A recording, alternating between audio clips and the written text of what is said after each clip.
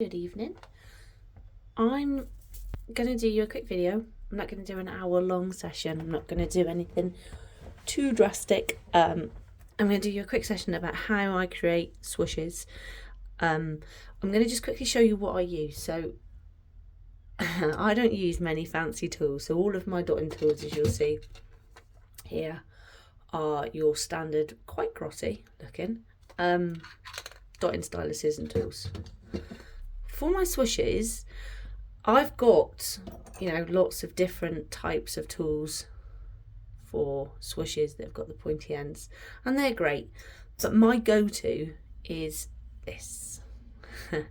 So this is a normal acrylic stylus, and on the end I've sellotaped a pin, a normal sewing pin, and then for my own comfort I've put a plaster around it, and it's the sharpest dotting swoosh I've ever come across, and I use it, as you can see, for everything. There are lots of dotting swoosh markers on the tools on the market, but that's my go-to, and everybody's different.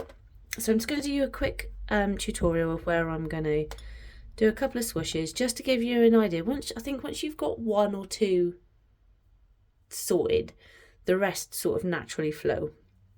So I'm going to use the green dotting tool. I like this green dotting tool, the larger of the styluses, because you can get quite a lot of paint on the end. So I'm just going to use Deco Art, and I'm going to go for the Citrine Green. I'm not going to add anything to it. I'm not going to add any Floetrol. I'm not going to add any Liquitex to it. It is straight out of the bottle, but into a paint palette, obviously, because I'm lucky house. And I'm going to put my first dot to create my swoosh between these two dots here. So all I'm going to do is pick up a little bit of paint and put down my dot. Okay, so with my tool, I'm going to just get a little bit of paint on it, but I'm going to draw almost an outline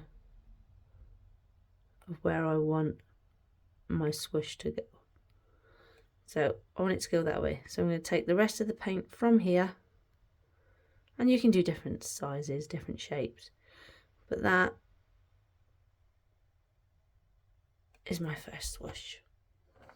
And then quite simply on the other side, same positioning,